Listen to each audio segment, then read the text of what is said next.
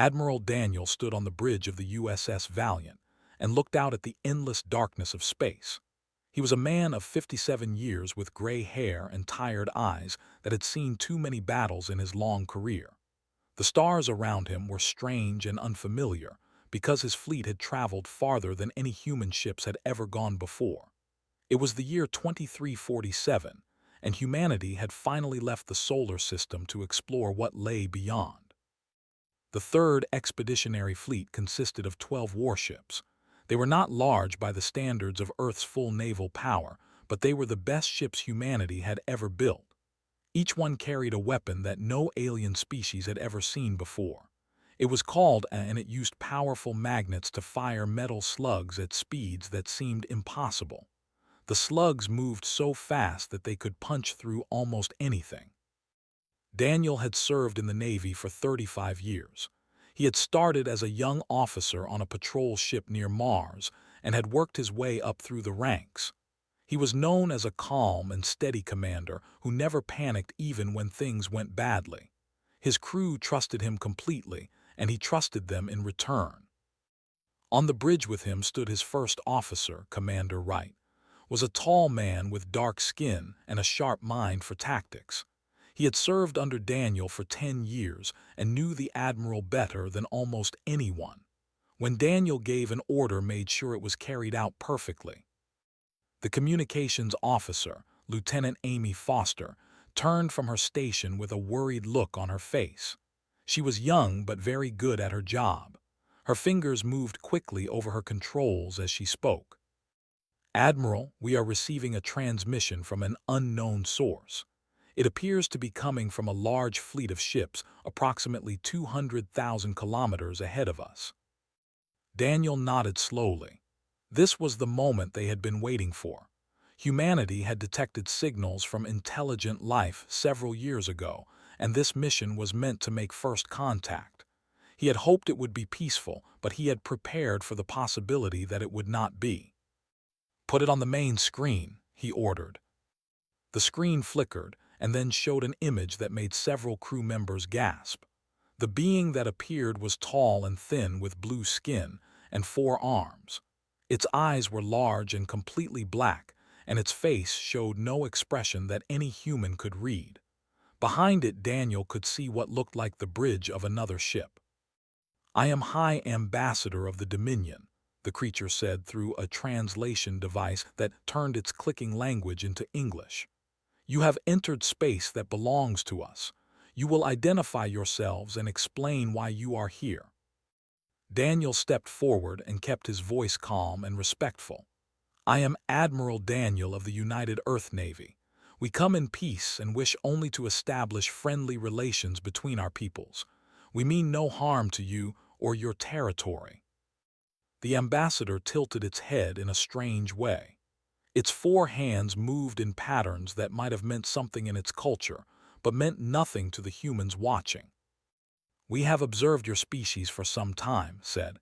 "You are primitive creatures who still use crude projectile weapons and chemical rockets.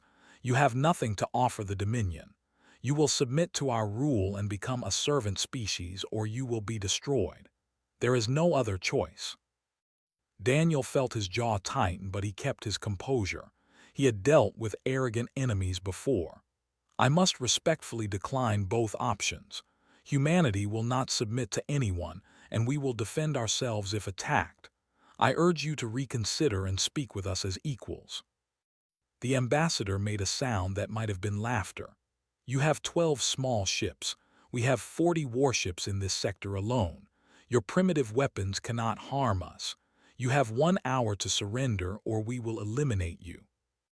The screen went dark. Moved closer to Daniel and spoke quietly.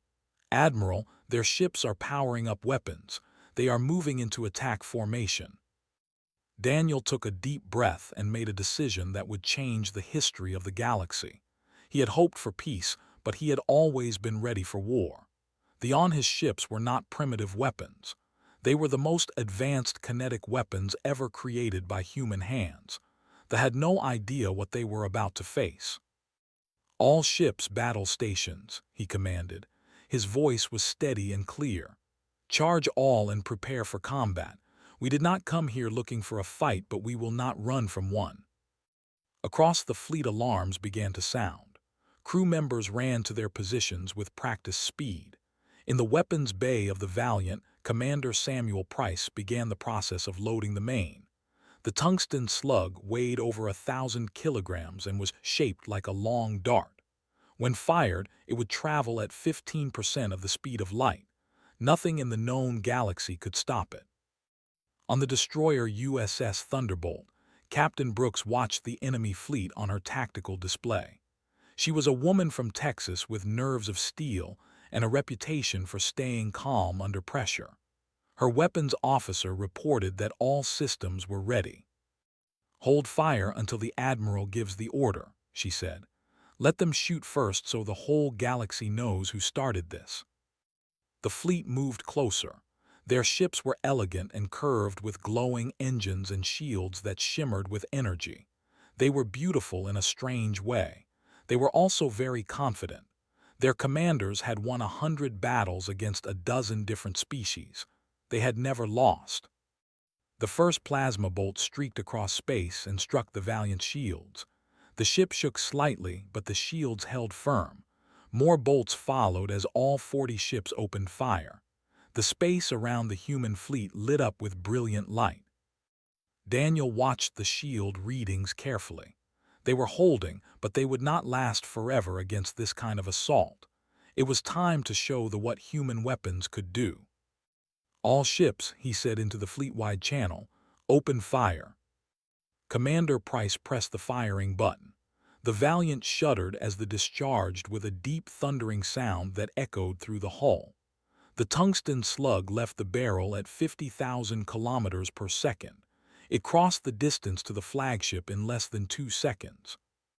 The shields were designed to stop energy weapons. They absorbed plasma bolts and laser beams by spreading the energy across their surface. They had never been tested against a solid object moving at such incredible speed. The slug punched through the shield like it was not even there.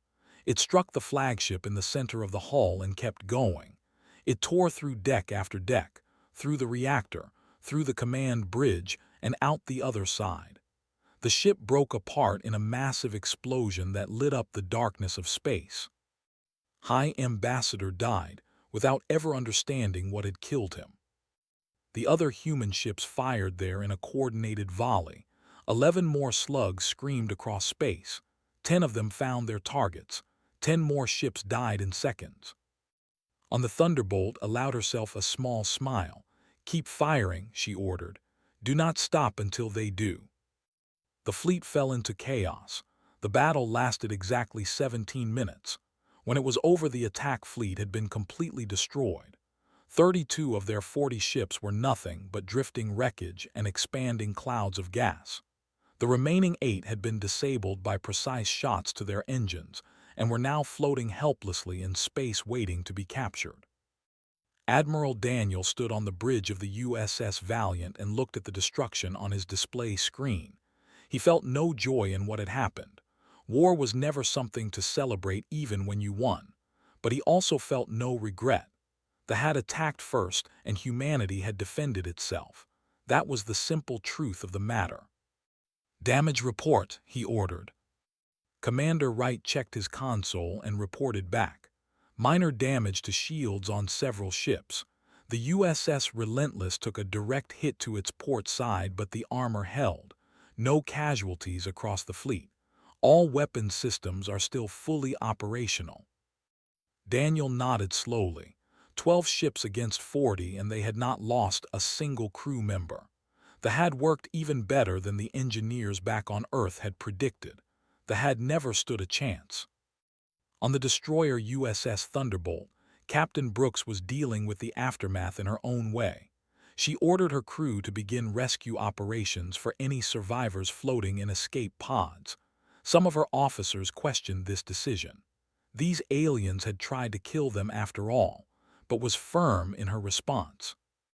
"We are not murderers," she said. "We fight when we must, but we do not leave people to die in space. Pick them up and treat them with respect. They are prisoners now, not enemies." Lieutenant Maria worked at the tactical station, analyzing the data from the battle. She was a brilliant young officer from New Mexico who had a gift for understanding combat patterns. What she saw in the data amazed her. "Captain, the shields were completely ineffective against our weapons," she reported. "Their technology is designed to disperse energy attacks. They spread the heat from plasma weapons across the entire shield surface, so no single point gets too hot. But our slugs are solid objects with massive kinetic energy. The shields just let them pass right through." Leaned over to look at the data herself. "So their defenses are useless against us." "Yes, Captain. They would need completely different shield technology to stop a round. Their current systems simply cannot do it." This information was sent to Admiral immediately. He understood what it meant. They had built their entire military around energy weapons because that was what every species in this part of the galaxy used. No one had ever attacked them with kinetic weapons before. Humanity had stumbled upon a massive tactical advantage completely by accident. The captured ships were boarded by Marine teams from the fleet. The aliens did not resist. They were too shocked and confused to fight. Their entire understanding of warfare had been shattered in less than 20 minutes. They had believed themselves to be the superior force. They had believed that their technology was the best in the galaxy. Now they knew they were wrong. Among the prisoners was High Marshal, the commander of the attack force. He had escaped his flagship moments before it exploded and had watched from an escape pod as his fleet was systematically destroyed. When he was brought aboard the Valiant, he demanded to speak with Admiral. Daniel agreed to meet with him in a secure conference room. 2 armed Marines stood guard, but Daniel told them to wait outside. He wanted to speak with the commander alone. Was tall even by standards. His blue skin was pale from shock, and his 4 arms hung limply at his sides. His large black eyes stared at Daniel with a mixture of hatred and confusion. "How did you do this?" he demanded. "Our intelligence said your weapons were primitive. Projectile weapons have not been used in galactic warfare for thousands of years. They are considered obsolete and ineffective." Daniel sat down across from him and folded his hands on the table. "Your intelligence was wrong. Our fire solid projectiles at speeds your shields cannot handle. The faster an object moves, the more energy it carries. Our slugs move at 15% of the speed of light. Nothing can stop that much kinetic force." Was silent for a long moment. His people had conquered dozens of species. They had ruled their region of the galaxy for over 2,000 years. And now, a species they had dismissed as primitive had destroyed their fleet in minutes. "What will you do with us?" he finally asked. "That depends on what happens next," Daniel replied. "You attacked us without provocation. You threatened to enslave our entire species. By any standard of justice, we would be within our rights to destroy you completely.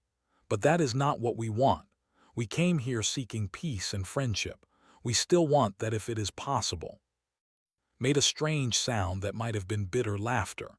"The Dominion will not accept this defeat. They will send more ships, many more. You have won one battle, but you cannot win a war against our entire empire." Daniel leaned forward slightly. "Then I suggest you contact your leaders and convince them to negotiate. Because if they send more ships, we will destroy those too. And we will keep destroying them until there are no more left to send. Is that what you want for your people?" The commander had no answer for that. Back on Earth, the news of the battle spread quickly. The government had kept the mission secret from the public, but now that contact had been made, and a battle had been fought, the information could not be contained. People reacted with a mixture of fear and pride. Fear because humanity was clearly not alone in the universe, and the aliens were hostile. Pride because the human fleet had won such a decisive victory against overwhelming odds. Chief Engineer Henry Turner watched the news reports from his laboratory at the Naval Weapons Facility. He was the man who had designed the system that had just proven itself in combat. He was pleased that his work had saved lives, but he was not satisfied. He knew they would adapt. They would develop new shields or new tactics. Humanity needed to stay ahead of them. He called Doctor, his colleague and the head of advanced weapons research. We need to start work on the Mark II immediately. Faster projectiles, better accuracy, longer range. They will not make the same mistake twice. Agreed completely. I will have my team ready by morning. This is just the beginning, Henry. The galaxy knows about us now. We need to be ready for whatever comes next. Admiral received new orders from Earth 3 days after the battle. The government had decided that the best defense was a strong offense. The Third Fleet would be reinforced and sent deeper into space. The objective was to demonstrate that humanity could not be intimidated. Daniel read the orders carefully and then shared them with his senior officers. Captain Brooks, Commander Wright, and the other ship commanders gathered in the Valiant's conference room. "We are going to war," Daniel told them. "Not because we want to, but because we have no other choice. They will not respect us unless we show them strength. Our mission is to make them understand that attacking humanity was the worst mistake they ever made." Spoke first. "My crew is ready, Admiral. We will follow you wherever you lead." The others echoed her words. They were afraid of what was coming, but they were also determined. Humanity had proven it could fight. Now it would prove it could win. The fleet prepared to jump to the next system. The news of the disaster at the border reached them within hours. The ruling council gathered in their great chamber, a massive hall of crystal and light where their species had made decisions for over 3,000 years. The council consisted of 12 members, each one representing a major faction within the Dominion. They were the most powerful beings in their civilization, and they were terrified. Supreme Chancellor stood at the center of the chamber and addressed his fellow council members. He was old even by standards. His blue skin faded to a pale gray and his movements slow and careful. But his mind was still sharp and his voice still commanded respect. "We have received full reports from the survivors of the battle," he said. "The humans used kinetic weapons that our shields cannot stop. 40 of our warships were destroyed in minutes. High Marshal is now a prisoner of the enemy." Council member, the youngest on the council and the most aggressive, slammed all 4 of his hands on the table in front of him. "Then we send 100 ships, or 200, or 1,000 if we must. These primitives cannot be allowed to humiliate us like this. The other species in our territory are watching. If we appear weak, they will revolt against our rule." Another council member, a female named who was known for her cautious nature, spoke up. "Perhaps we should consider negotiation. The humans claim they came seeking peace. If we offer them favorable terms, they might accept and we can avoid further losses." Laughed bitterly. "Negotiate with primitives. We would be the mockery of the galaxy. No, we must crush them completely. We must make an example of their species so that no one ever dares to challenge us again." The debate continued for hours. In the end, the aggressive faction won. The council authorized the assembly of the largest battle fleet in history. 200 warships from across the Dominion would gather at the border system of. They would wait for the humans to arrive and then destroy them utterly. Admiral, cousin of the council member, was given command of this mighty armada. He was a veteran of many campaigns and had never lost a battle. He studied the reports from the first engagement carefully and developed what he believed was a winning strategy. "The humans have only 12 ships," he explained to his officers. "Even with their primitive kinetic weapons, they cannot defeat 200 of our finest vessels. We will overwhelm them with pure numbers. We will close the distance quickly so their slow projectiles cannot hit us. We will surround them and destroy them from all sides." His officers nodded in agreement. The plan seemed sound. What could 12 ships do against 200? Meanwhile, the human fleet had been reinforced. 18 new warships had arrived from Earth, bringing Admiral's force to 30 vessels. They were still badly outnumbered, but they had something they did not fully understand. They had that could hit targets with incredible accuracy at extreme range. And they had crews who had already tasted victory and believed they could win again. Admiral received intelligence reports about the buildup at. He called a meeting of all ship commanders to discuss their options. Captain Brooks arrived from the Thunderbolt along with the other captains. They gathered around a holographic display showing the enemy positions. 200 ships, Commander Wright said quietly. Those are very bad odds, Admiral. Daniel nodded. They are, but they have not changed their tactics. They still believe their shields will protect them. They still do not understand what they are facing. Lieutenant Commander Gregory Nash, executive officer on the Thunderbolt, spoke up. Our need time to reload between shots. If they rush us all at once, we might not be able to fire fast enough to stop them all. Daniel pointed to the display. That is why we will not let them rush us. We will engage at maximum range and retreat as needed to maintain distance. Our guns can hit targets accurately at over 100,000 kilometers. Their plasma weapons are only effective at 20,000.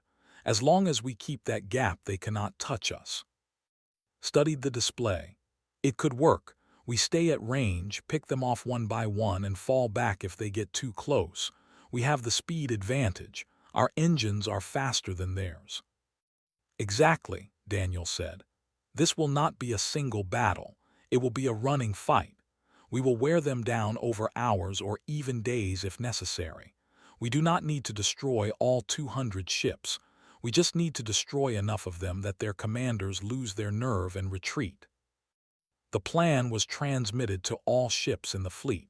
Crews drilled constantly in the days before the battle, practicing reload procedures and evasive maneuvers. Everyone knew what was coming. Everyone knew the stakes. If they lost this fight, humanity would be at the mercy of the Dominion. Ensign Cole was serving on the cruiser USS Relentless. She was 23 years old and fresh from the academy.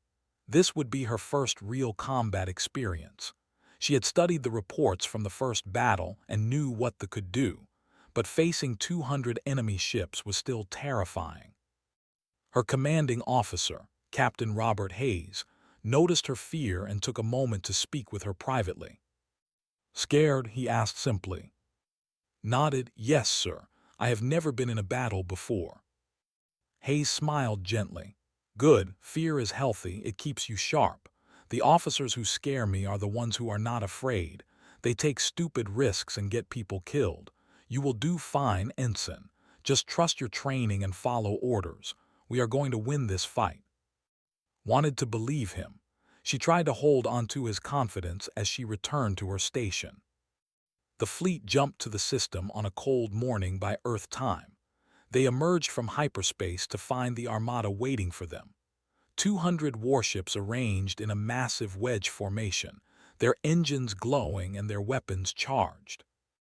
Admiral smiled when he saw the human fleet, 30 ships against 200. The primitives were walking into a trap. He opened a communication channel. Human commander, you are outnumbered and outmatched. Surrender now and we will show mercy. Resist and you will all die. Daniel's response was calm and firm. We did not come here to surrender.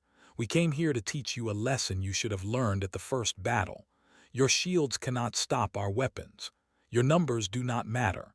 Turn around and go home, or we will destroy you just like we destroyed your last fleet. Ended the transmission with a snarl of rage. All ships attack, destroy them all.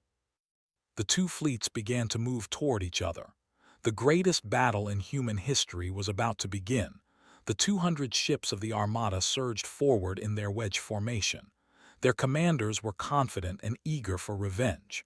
They had been told that the humans were primitive and weak. They had been told that numbers would decide this battle. They were wrong. Admiral Daniel watched the enemy approach on his tactical display. He had positioned his 30 ships in a wide arc formation that maximized their firing angles. Every ship could target the enemy without risk of hitting friendly vessels. Hold fire until they reach 120,000 kilometers, he ordered.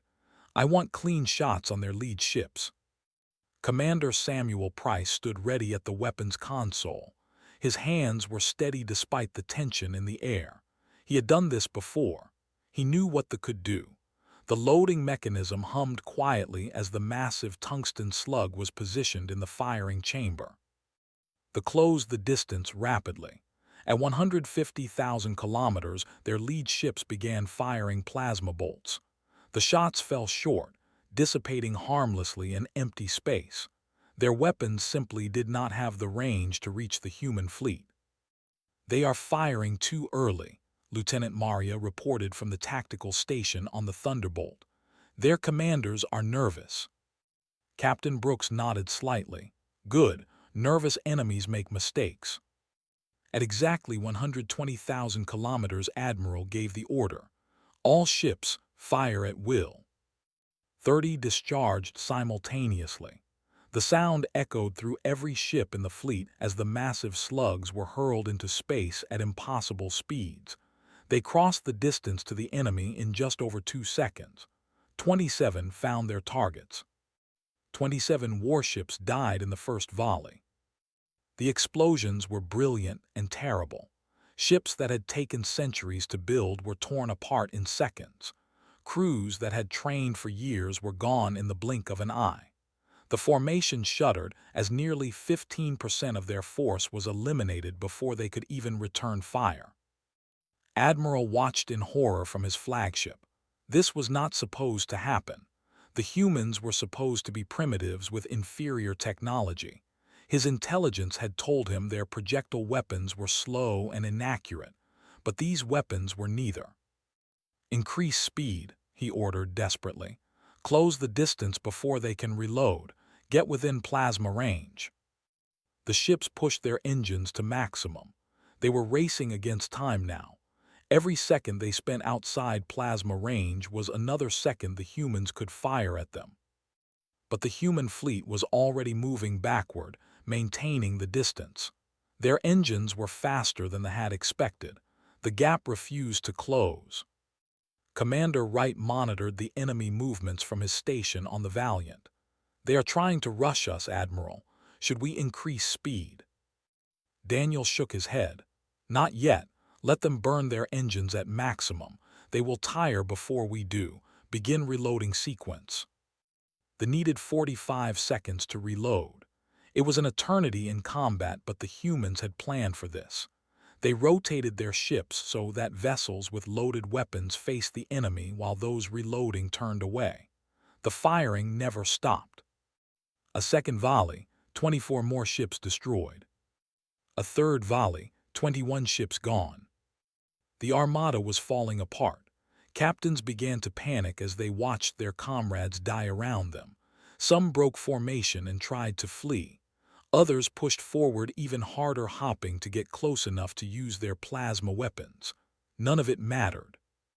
On the USS Relentless, Ensign Cole worked her station with trembling hands. The tactical display in front of her showed the destruction in cold numbers. Enemy ships were disappearing from the screen one after another. It was not a battle anymore. It was a massacre. Captain Robert Hayes noticed her distress but said nothing. There was no time for comfort now. There was only the mission. "Target the flagship," he ordered, "the big one in the center of their formation." The weapons officer acknowledged and adjusted the targeting computer.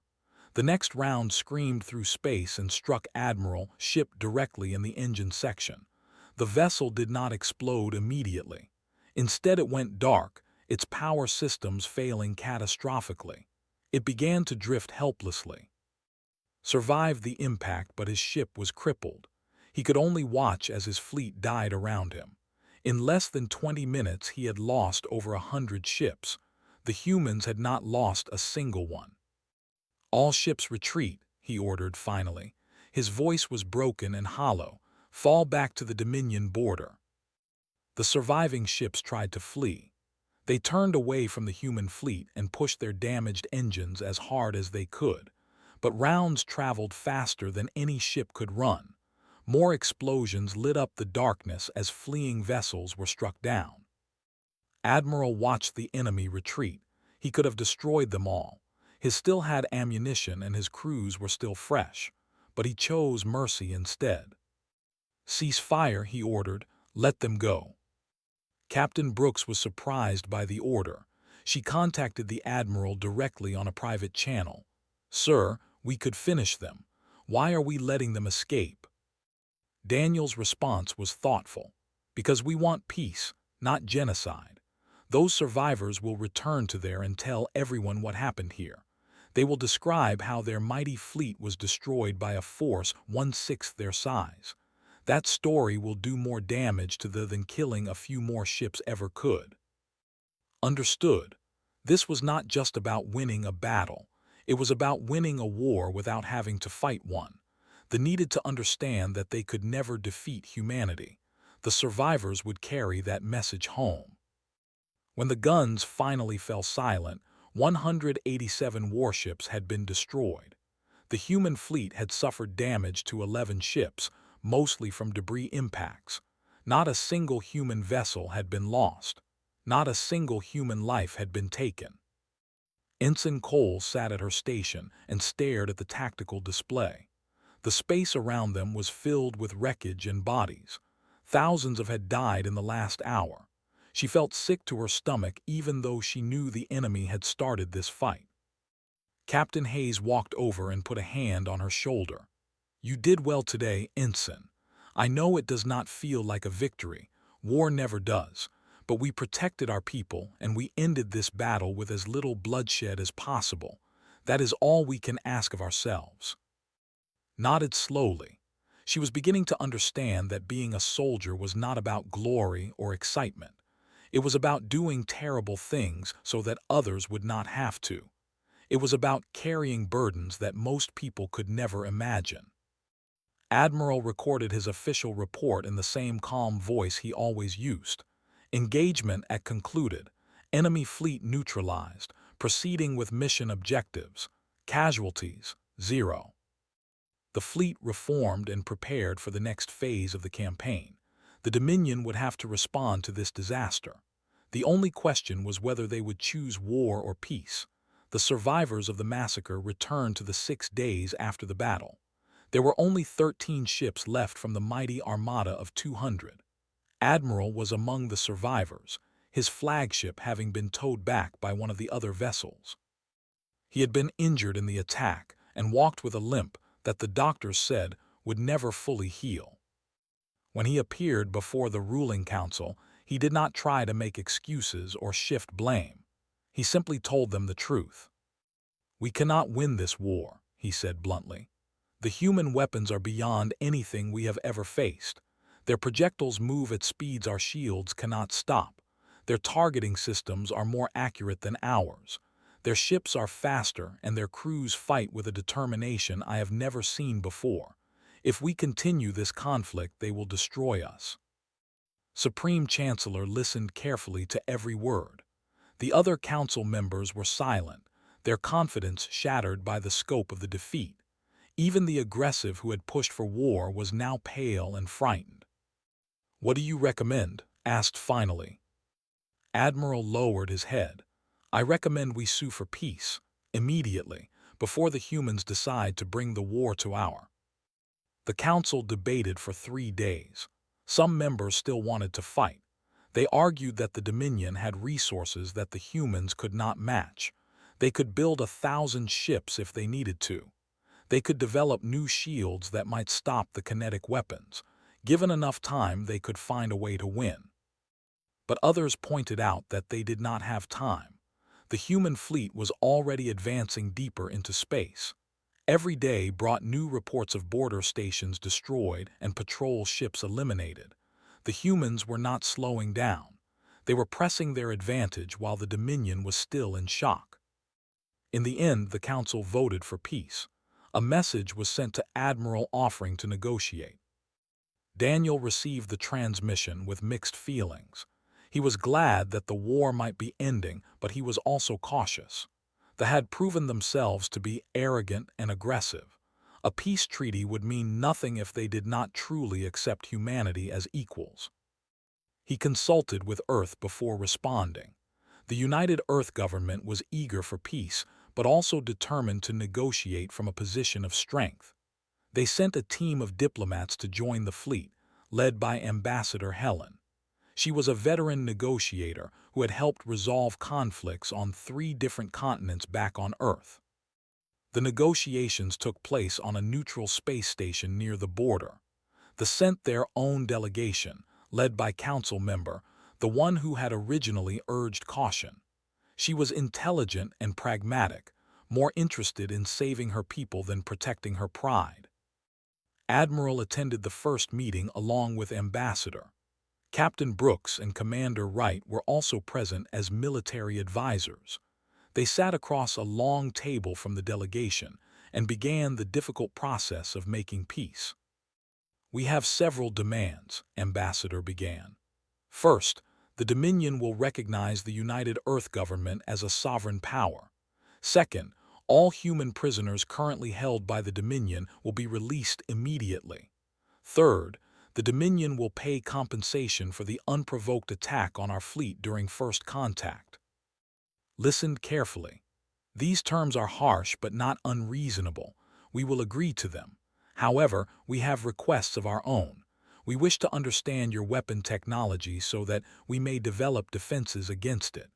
We also wish to establish trade relations that will benefit both our peoples. Daniel spoke for the first time. "We will not share our weapon technology with you.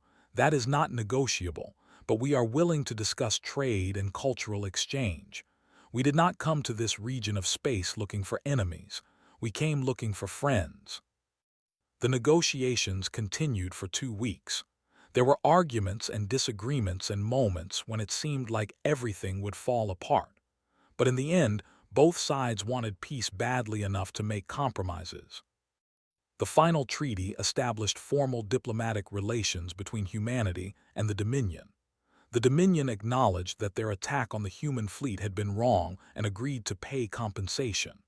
They also agreed to share their knowledge of faster-than-light travel and galactic politics with humanity. In exchange, the humans promised not to use them against any forces unless attacked first. News of the peace treaty spread across the galaxy. Other species watched with great interest. They had ruled this region of space for 2,000 years.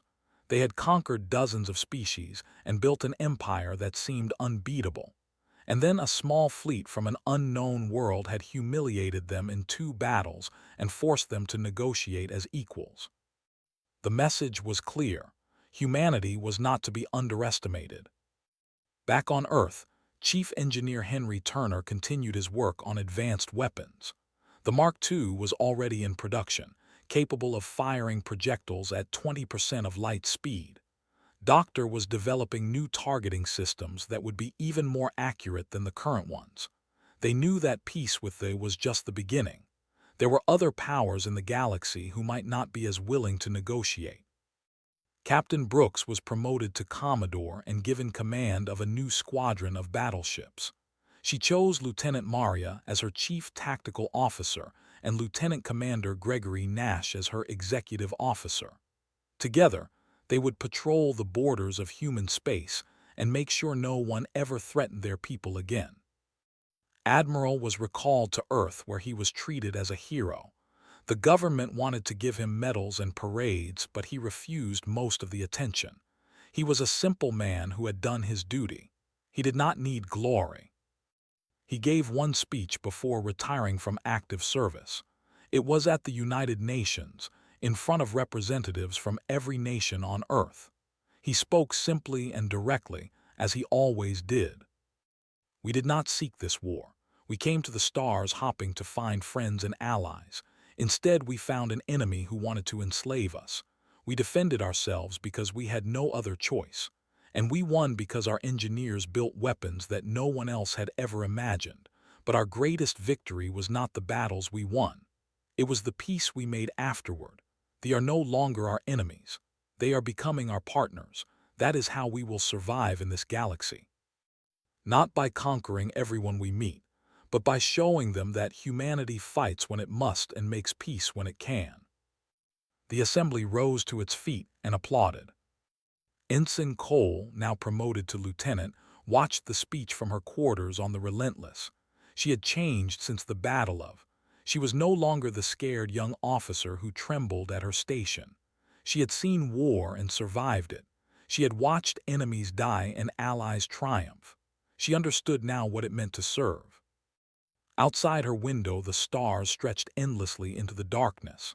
Somewhere out there were other species, other civilizations, other challenges that humanity would have to face, but was not afraid anymore. She had seen what humans could do when they worked together. She had seen the power of their determination and their ingenuity. The galaxy had learned a lesson it would not forget. When threatened, humanity would fight, and humanity would win. The age of human expansion had begun.